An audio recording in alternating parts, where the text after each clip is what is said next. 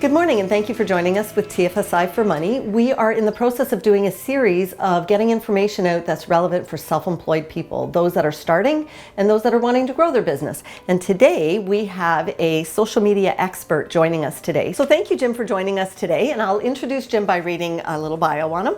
So Jim Lowe is the creative director and owner of Assisting You Social. They are Central Ontario's leading social media management firm. Over the past 9 years, Jim and his team have helped hundreds of small businesses, nonprofits, and charities connect to customers through strategy, content, and results. In November, Assisting You Social received the prestigious Marketing and Promotions Award from the Chamber of Commerce at the annual Barrie Business Awards. So congratulations, that's awesome.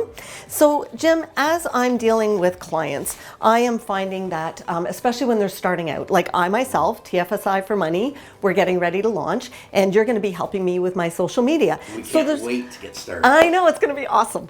Anyway, so there's a lot of questions that come to mind. So first of all, explain why social media is so important for new businesses and businesses that want to grow.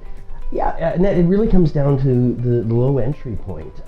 Although it's a bit of a myth to say that it's free, because time for any new business owner is money, your ability to get seen and get found through digital marketing on social media platforms has just such a lower cost entry point than going on radio, television, or print media. Oh, that's a really good point, because I actually did get a quote for radio, and oh my goodness, yeah, way out of my budget. The other thing in that is that it gives a brand a chance to find itself online. If you invest in a television campaign, you're spending everything up front and it's done, and you find out months later whether it worked or not. On social media, you can plug and play and figure out, what does my audience respond to? What do they not respond to? How can I evolve my brand in those early days to really connect with my audience? And you have amazing technology where you can track the activity and when people are giving you the most attention. And so you can actually pinpoint what time of day is the best to do your posts, right? Yeah, so we use a very large scheduling program that analyzes everything. But even just someone starting out and putting together a Facebook page, there's a lot of data available to them within the Meta Business Suite that can give them insight on how to improve their marketing approach. That's awesome. Yeah, I don't see how an individual business owner can get into all of that. To me, it's way over my head. Well, that's why you overwhelming. Yes, exactly. Okay, so can you go over the common mistakes that self-employed people tend to make when they're trying to handle the social media all by themselves? That's an amazing question, Annette, and there are a number of them. Probably the most consistent one that we see when we come into a company is that they've trusted their social media to someone, a nephew or a daughter, or someone who might spend a lot of time on TikTok or Instagram, but doesn't actually understand marketing, doesn't understand copyright. A really good example, we were chatting with a company that got a cease and desist letter because they were using images that their social media person had just grabbed off of Google. They did not have the right to use them for commercial purposes, and now they're facing a potential lawsuit. And it wasn't that that their helper was trying to get them in trouble. They just didn't know the rules. So I would say that's one of the biggest problems, is saying, well, that person knows Facebook, so even though they're a real estate agent or a graphic designer or whatever, I'm going to hire them. I think second one would be in not actually having objectives and measuring your social media results against those objectives. So a lot of new business owners just know, I have to post, I have to be on Instagram, but they're not actually setting out a strategy to say, this is what we're going to do, and our posts are going to have call to actions, and I'm going to look at my Google Analytics, see how much traffic did I get from the paid Facebook ad versus my Google profile versus my TikTok video. Don't do it for the sake of doing it. Do it because it is part of your marketing plan. Oh, I'm so glad you covered all that, because as I'm getting ready to meet with you, that's going through my mind, because you hear of people talking about you can grow organically on Facebook, but I think there's a pretty gray area as to where you step over into the dangerous zone, and you don't want your Facebook page shut down. So I think the value, even if you just talk about that alone, there's huge value in having somebody take care of things just to make sure you're not getting into trouble. Yeah, and these days, unfortunately, organic growth is really difficult. And almost getting back to the mistakes, sometimes a new business owner will be completely focused on just an abstract number. I want 1,000 followers. A, that's going to be difficult to achieve organically, but B, those 1,000 followers don't mean anything if 900 of them are just friends or family who are never going to hire you for consulting or bring you in to do a big job. You need the right followers. And a lot of times that means actually having to get into paid marketing. But certainly there's that opportunity to at least start building your brand and increasing your visibility amongst your audience organically. Absolutely. Okay. So when we're talking about social media, for me, it's overwhelming, the number of platforms that are out there, between Facebook, LinkedIn, Twitter, Snapchat. It's like, oh my gosh. So I'm coming to you and I'm going to say, okay, I'm launching TFSI4Money. I want to do social media campaign marketing. How do you determine the best platform for me to be on? Well, the very first question I'm going to ask you is, who's your audience?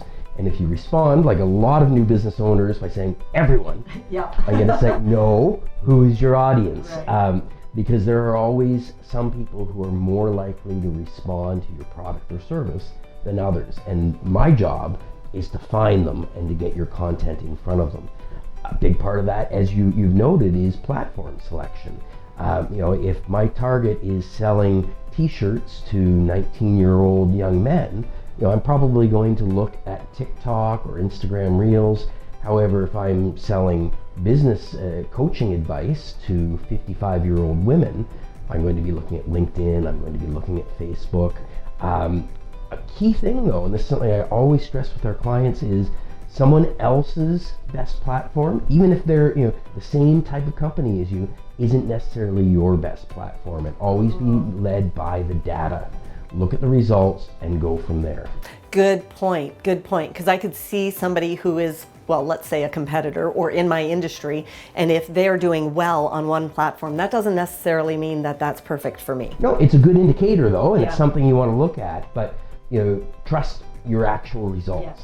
Yes, okay, that's great. So that leads me to the next question, because of course everybody is cost sensitive. It doesn't matter what industry you're in or what stage in the business you're at. People tend to always want to be able to budget and forecast the expense. So I know you can't pinpoint it's going to be $300 a month. Of course not. That's very specific to the client. But can you give us an idea? Like, are we talking 1,000 a month or are we talking 100 a month? So I mean, the first big thing I'd say is you get what you pay for. And if you have someone offering you outsourced or offshored service for $75 a month or $100 a month, you're not going to get the quality work that your brand deserves. That said, how our company has really established ourselves is by creating affordable packages for small businesses. Because you go to a large marketing firm, you're looking at $1,000, $2,000, $3,000, $4,000 a month just to step through the door. We focus on providing packages between $300 and $500. They get larger if you're doing extensive paid ad campaigns, etc.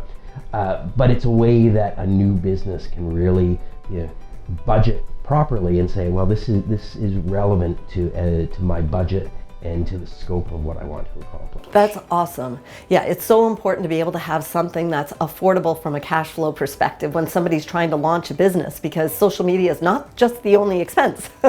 Yeah, there's quite a bit going on. It's very important though that any new business owner understands that they have to spend money to make money. And that can be a challenge, because you look at it and you think, well, I can post on Facebook, so why should I pay someone $400 a month to do that?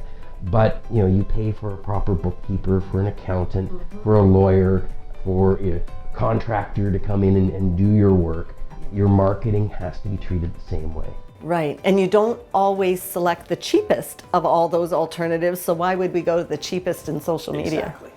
Okay, so Jim, if a business owner wanted to delay hiring a social media firm and they wanted to try and manage it on their own, when they're posting, etc., are there any rules they should try to avoid? Yeah, it's very important that they understand anything they put out there is representing their brand. Now, their brand might be casual, it might be jokey, they might be able to put some humor out there, some memes, etc. but that's again about knowing your audience, and you need to be very careful. The key things I would focus on is make sure there's a purpose to what you're doing. Try to keep a call to action in most of your posts. So call me about this, visit my website, click here, etc. And also be very focused on proper grammar. And I know that's often not the case on social media, but if there are typos, errors, inappropriate language in your posts, even if you have a casual brand, that risks getting you a negative response from people, and you don't want your brand tainted that way. Right, so be very conscious about what you're putting out there. Beautifully said. Okay, all right, well thank you very much. So to wrap things up, if somebody wants to get a hold of you and request an estimate for a package, what's the best way for somebody to contact you? Certainly, well, they can first follow us, Assisting You Social, on various social media platforms. Our website is a great starting point. The address is www.assistingyou.social, or anyone watching this video can feel free to email me at jim@assistingyou.ca.